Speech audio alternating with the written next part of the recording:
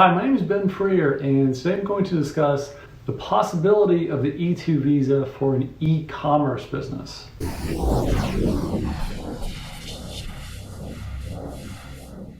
Recently, I had my first successful E-2 visa application for a client with an e-commerce company, and I wanted to share my experience. Now, in the past, I had always avoided these cases, but now that I've gone through this experience, I think I was wrong to do so. Here's why in the past I had avoided e-commerce businesses. First of all, people tend to operate these companies on a smaller scale, and the US government doesn't really like that.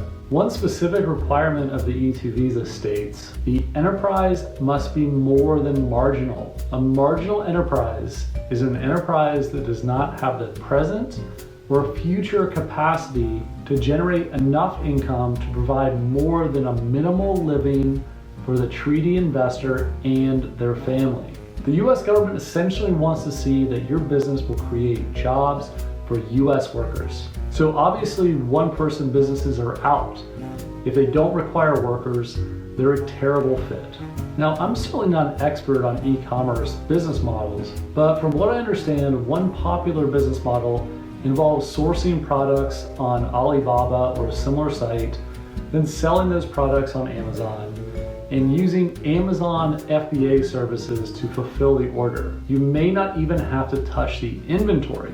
This all sounds amazing. I would love to try this sort of business at some point for fun, but since many of these businesses can be run with no staff from abroad, e-commerce entrepreneurs should be ready to explain, number one, why they even need to be in the United States at all, and number two, how they plan to hire US workers. So that brings me to my client's experience.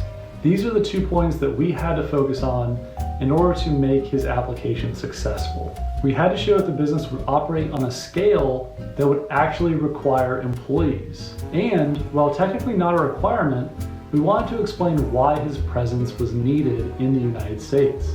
So to give you some background on his situation, here's a rough overview of my client's E-2 visa journey. From Japan, he formed a US entity and started an e-commerce business. He operated this company for about a year before he applied for the E-2 visa. His initial investment was relatively small, it was around $25,000. And he used that investment to white label one product that he sourced from Alibaba. He sold this product exclusively through Amazon. And Amazon FBA was used to fulfill the orders. As he generated revenue, which was about $200,000 year one, he reinvested everything back into the company. During that first year, he cumulatively invested about $150,000 on eligible expenditures. Then he applied for the E-2 visa after he signed a lease on a new warehouse in the United States from which he planned to fulfill future orders.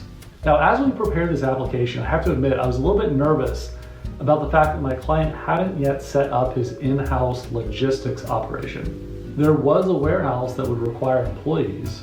Most of the current sales came from US customers, but my client hadn't yet hired US warehouse workers or other support personnel. Ultimately, the lack of a fully established in-house logistical operation wasn't much of an issue. My guess is that the US Embassy in Tokyo relied upon these favorable factors in making the decision to approve the case. First of all, the company had been generating significant revenue for over 12 months. There was significant capital in the US company bank account to cover the warehouse operations. The majority of the customers were in the United States, which made it logical to set up his own warehouse in the country. And cumulatively, the investment was over $150,000. So in the end, my apprehension in accepting e-commerce cases was slightly misguided. Although the committed solopreneur will not be eligible for the E-2 visa, other e-commerce entrepreneurs who want to operate on a larger scale from within the United States should consider the E-2. In fact, this experience has led me to the conclusion that starting an e-commerce business incorporated in the United States from abroad and generating revenue for 12 months could be a great first step in applying for the E-2 visa. This sort of path has the following advantages. Number one, there's less financial risk since the company could theoretically continue to operate while the investor is abroad. 2, there's a lower investment needed initially since you will reinvest the profits before applying for the E-2 visa. And number 3, operating this business for a while successfully could be a huge perk to show that your business is already operational and already doing well. So there you have it. You can successfully obtain the E-2 visa for an e-commerce business. And my point in sharing this experience is not to suggest that I was the reason for my client's success. Without a doubt, my client's track record of running this business profitably was the biggest factor in his approval. Hopefully this example is helpful in showing you that there are many different types of businesses that can be started for E-2 purposes. And if you are considering the E-2 visa, I highly recommend that you reach out to one of the many amazing US immigration lawyers that you can find across the globe. Thanks for your time.